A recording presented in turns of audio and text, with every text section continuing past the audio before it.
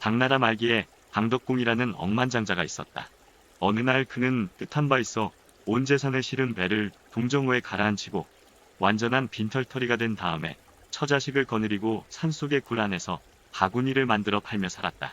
그는 오랜 세월을 두고 청빈의 상징이 되어 무사람의 숭상을 받았다. 그보다 300년 후에 태어난 남송의 맹아도 청빈한 삶으로 일생을 마쳤다. 그도 산 밑에 지은 허름한 암자에서 종이를 만들고 글을 쓰면서 살았다. 그러나 그는 방덕궁의 일화를 듣고 안타까워했다.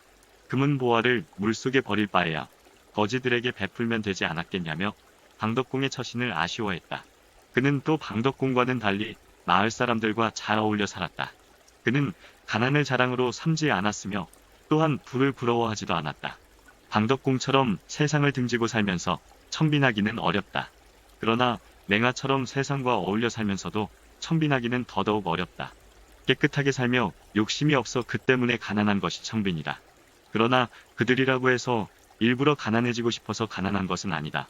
욕심도 많고 깨끗하게 살겠다고 마음먹은 것도 아닌데 가난한 것은 적빈이라 부른다.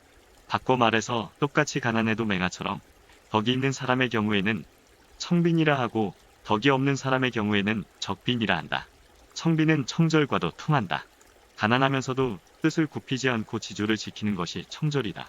보통 사람이 깨끗하게 살기 위해서는 다소의 재산이 있어야 상지매절의 유혹을 벗어나기가 쉽다.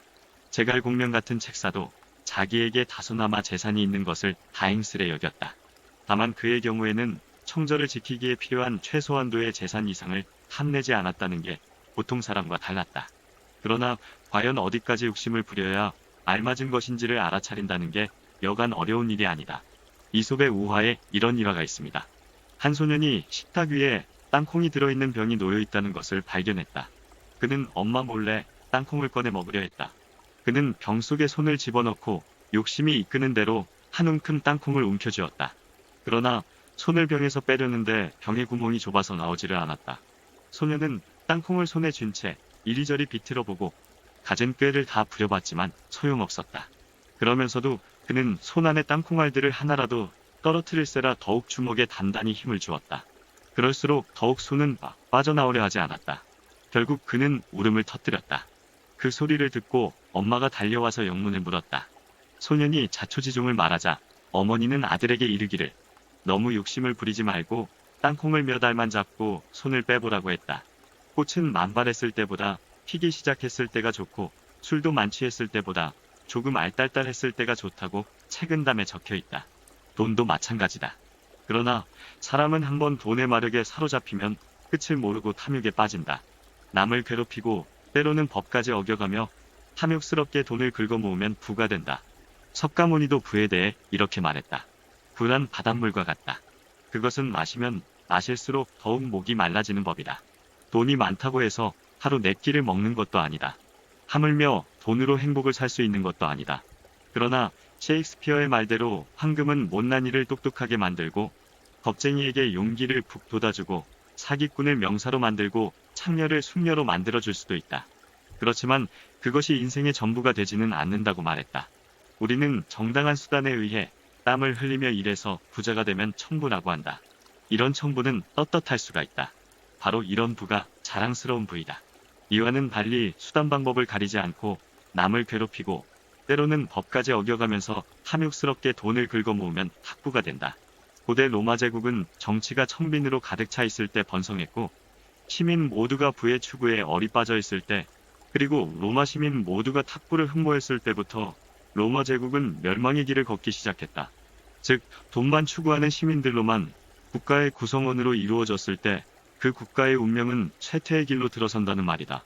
이슬람교는 가난한 사람이 부자보다 500년 먼저 천국에 들어간다는 가르침이 있습니다. 아마도 부자에 대한 불신이 그만큼 크기 때문이 아닌가 싶습니다. 깨끗한 부자가 많아져야 한다는 소리입니다. 부자들이 좋은 일에 돈을 쓸 때도 마찬가지입니다. 법인의 돈이 아닌 자신 개인의 돈만으로 좋은 일을 해야 바로 노블레스 오블리주 정신이 진정성 있고 의미 있게 다가오지 않나 생각됩니다. 물론 그게 그리 쉽진 않습니다. 성자로 추앙받는 고 테레사 수녀는 범죄자가 준 기부금을 받은 뒤 그 대가로 사면 요청 편지를 보낸 적이 있다고 합니다. 남의 돈이란 게 그만큼 어렵습니다. 제가 아는 어느 스님도 생각납니다. 어느 날 길을 걷다 동전이 떨어진 것으로 알고 바로 주웠더니 실제로는 병뚜껑이었습니다. 그는 돈에 욕심을 가진 자신이 죄를 졌다고 생각해 6개월 동안 앉아서 참회하다 그만 하반신 마비가 되었다는 일화도 전해집니다. 사회 불로소득이라는 떡고물의 군침을 흘리지 않는 곱고 바른 사람이 우리 사회에 많아져야 합니다. 여기서 사회 불로소득이란 불법적인 청탁 및 수수, 은밀한 거래의 돈을 말합니다. 평생 자신의 이름으로 된 통장을 가진 적이 없었다고 알려진 고한경직 목사처럼 말이죠. 더럽게 벌어들인 사회 불로소득은 세상을 떠나기 전에 모두 세상에 돌려주고 가면 어떨까요? 자기를 기만하고 더러운 구정물에 손을 담근 대가로 얻은 사회 불로소득을 통해 재물로 탑을 쌓으면 그 무슨 의미가 있겠습니까? 그리고 인생의 말로에 반드시 그 죄의 대가는 치르게 될 것입니다. 저는 자기 만족과 사회 만족이 일치할 때 진정한 최고의 부자가 될 수 있다고 생각합니다. 부자들의 진정성 담긴 행위가 늘어날 때 사회도 한 뼘 더 행복하고 정다워질 것이고 이웃 간에도 훈훈한 정이 흐르는 따뜻한 사회가 이루어질 것입니다. 오늘은 여기서 이만 줄일까 합니다. 구독자 여러분들 모두들 행복하십시오. 감사합니다.